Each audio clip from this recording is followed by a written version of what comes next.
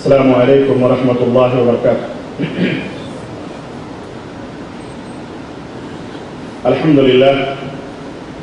نحمده ونستعینه ونستغفره ونؤمن به ونتوکل علیہ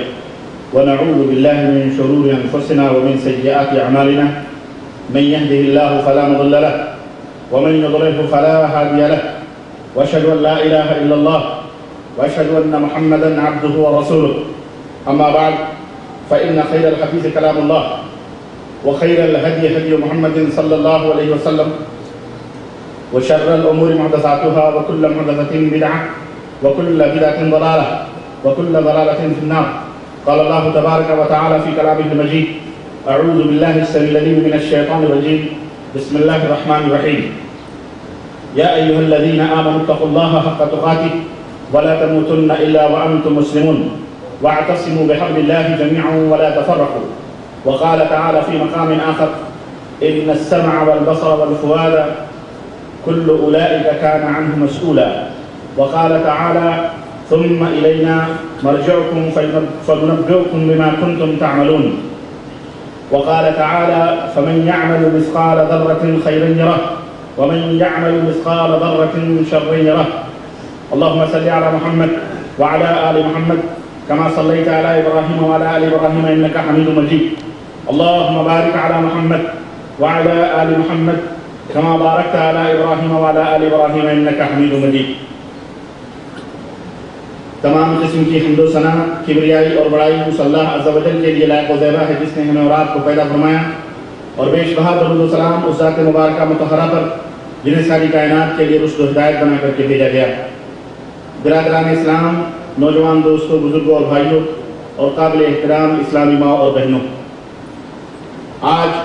بتاریخ 3 ربیع الاول 1423 ہجری مطابق 2 مئی سن 2003 عیسوی کے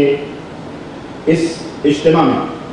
جو زیر اہتمام مکتب تربیت الجالیہ ثانیہ جدیدہ ریاض مسجد کے اس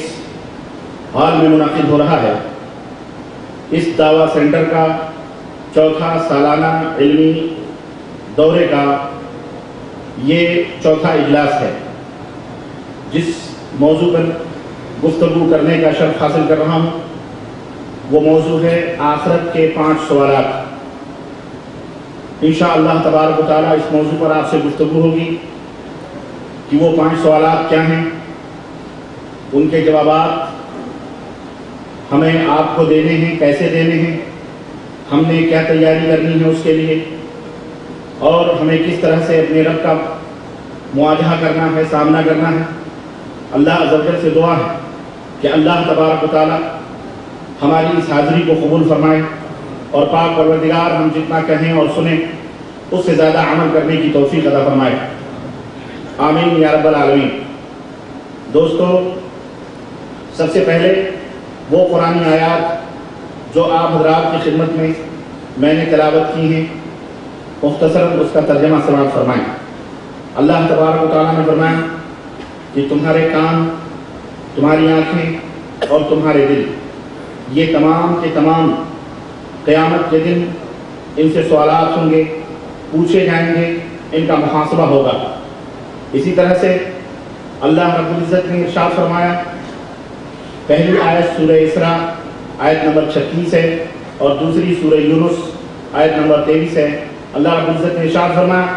کہ ثم الینا مرجعکم، تم لوگوں کو مرنے کے بعد ہمارے ہی پاس پلٹ کر کے آنا ہے، پھر دنیا میں جو تم اعمال کرتے تھے ہم اس کے بارے میں تمہیں بتلائیں گے، باخبر کریں گے کہ تم کیا کیا اعمال کر کے آئے ہو اور کیا کیا کام انجام دے کر کے دنیا میں تم ہمارے پاس پلٹ کر کے آئے ہو۔ اسی طرح سورہ زلزلہ آیت نمبر 7 اور 8 میں اللہ عز و جل نے ارشاد فرمایا، فمن يعمل مثقال ذرة خيرا يره، جو شخص ذرہ برابر بھی بھلائی کا کام کرے گا وہ آخرت کے دن دیکھے گا، اور جو برائی کا کام ذرہ برابر بھی کیا ہوگا وہ بھی آخرت کے دن اپنے سامنے پیش پائے گا، اپنے سامنے موجود پائے گا۔ دوستو اور بھائیو، ہم اور آپ بحیثیت مسلمان یوم آخرت پر یعنی اس بات کے اوپر ایمان رکھتے ہیں کہ ایک دن یہ دنیا فنا ہونے والی ہے، ایک دن یہ زمین، یہ آسمان، یہ چاند اور ستارے ٹوٹ کر، بکھر کر، منتشر ہو کر فنا ہونے والے ہیں، اور باقی رہنے والی صرف ایک ذات ہے، اللہ عز و جل۔ یوم آخرت پر ایمان لانا یہ ایمان کے 6 ارکان ہیں، ان ارکان میں سے ایک رکن ہے، 5واں رکن ہے۔ اللہ کے اوپر ایمان لانا، اللہ کے فرشتوں پر ایمان لانا، اللہ کی بھیجی گئی کتابوں کے اوپر ایمان لانا، نمبر 4 اللہ کے رسولوں پر ایمان لانا، اور نمبر 5 یوم آخرت پر ایمان لانا، اور نمبر 6 تقدیر کے بھلے اور برے ہونے کے اوپر ایمان لانا۔ تو ان 6 ارکان میں سے یہ 5واں رکن ہے، آخرت کے اوپر ایمان لانا۔ اس پر ہر مسلمان کو ایمان لانا، اس کے اوپر وشواس کرنا ضروری ہے، فرض ہے۔ اس پر ایمان رکھے بغیر کوئی شخص مومن مسلمان نہیں ہو سکتا، اور اگر کوئی شخص اس کا انکار کرتا ہے تو وہ کافر کہلاتا ہے۔ اسلام کی روشنی میں اللہ تبارک و تعالیٰ کے ہاں وہ مومن نہیں بلکہ اس کا شمار کافروں میں سے ہوگا۔ اور اللہ تبارک و تعالیٰ نے قرآن کریم کا مطالعہ کریں تو اس کے اندر بے شمار مقامات پر آخرت کے اوپر ایمان لانے کا تذکرہ فرمایا ہے۔ دنیا والوں کو بار بار اللہ تبارک و تعالیٰ نے اپنے بندوں سے، جن ہو یا انسان ہو، ان سے بار بار اللہ تبارک و تعالیٰ نے قرآن پاک میں یہ مطالبہ فرمایا ہے کہ اے دنیا کے لوگوں، اس حقیقت کو نہ بھولو کہ ہم نے تمہیں پیدا کیا ہے اور پھر تمہیں پلٹ کر ہمارے ہی سامنے آنا ہے، تمہیں پلٹ کر ہمارے ہی سامنے آنا ہے، ہمارے پاس آنا ہے، اور پھر ہمیں حساب و کتاب لینا ہے۔ یہی بات اللہ تبارک و تعالیٰ نے اپنے آخری نبی حضرت محمد رسول اللہ صلی اللہ علیہ وسلم کو بھی بیان فرمائی کہ علیک البلاغ و علینا الحساب، اے میرے حبیب تمہارا کام ہے کہ لوگوں تک اللہ کی وہ باتیں جو اللہ کی طرف سے اتاری جا رہی ہیں، تم کو بتلائی جا رہی ہیں، ان کی تبلیغ کر دو، ان کو بندوں تک پہنچا دو۔ تمہارا کام بندوں تک ان باتوں کو، ان احکامات کو، اللہ کے ان مرضیات کو پہنچانا ہے، اور پھر علینا الحساب، ہمارے اوپر حساب لینا ہے، حساب و کتاب ہمیں کرنا ہے۔ میرے عزیزوں، میرے بھائیوں، ہم سب اس حقیقت کو جانتے ہیں کہ یہ دنیا فانی ہے، فنا ہونے والی ہے، عارضی ہے، یہ دنیا بے وفا ہے، کسی کی نہ ہوئی ہے اور نہ ہوگی۔ بڑے بڑے حکمران، بڑے بڑے سلطنتوں کے مالک، بڑے بڑے بادشاہ جنہوں نے مشرق و مغرب کے اوپر حکومتیں کی، اور جن کی مملکتوں میں، جن کی حکومتوں میں سورج کبھی غروب نہیں ہوا کرتا تھا، وہ لوگ بھی اس دنیا میں آئے اور چلے گئے، لیکن اس دنیا سے وہ ایک رتی برابر، ایک ذرہ برابر بھی کچھ لے کر نہ گئے۔ نہ ان کی سلطنتیں، نہ ان کی حکومتیں، نہ ان کی بادشاہتیں، نہ ان کے عیش و عشرت کے سامان، کوئی چیز ان کے ساتھ نہ گئی، بلکہ وہ تنہا آئے تھے اور تنہا اس دنیا سے گئے۔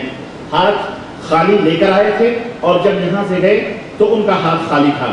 ہم میرے عزیزوں چند دنوں کی یہ دنیا ہے، اور اس دنیا کی مثال مثل حباب کے ہے، مثل پانی کے بلبلے کے ہے۔ جس طرح برکھا ہوتی ہے، برسات ہوتی ہے، ہم اور آپ اپنے گھروں کے صحنوں میں بیٹھ کر، برآمدوں میں بیٹھ کر برسات کے پانی کو دیکھتے ہیں، اس کے اوپر بلبلے چلتے ہوئے نظر آتے ہیں، لیکن ان بلبلوں کی کوئی زندگی نہیں ہوتی۔ وہ بلبلے کب ٹوٹتے ہیں، کب پھٹتے ہیں، کچھ ہی دیر ہوتے ہیں، پلک جھپکتے ہوئے تھوڑی دور جا کر وہ اپنا وجود ختم کر دیتے ہیں۔ میرے عزیزوں، میرے بھائیوں، ہماری زندگیاں اور ہمارا اس دنیا کے اندر رہنا مثل اسی حباب کے ہے، مثل اسی بلبلے کے ہے، جس کو یہ پتہ نہیں ہے کہ وہ کب ٹوٹ کر بکھر کر منتشر ہو جائے۔ ہم کب اس دنیا کو چھوڑیں گے، کب اس دنیا سے ہم کو جانا ہے، میرے عزیزوں کسی کو ہمیں اس کا پتہ نہیں، نہ کسی کو اس کی خبر ہے۔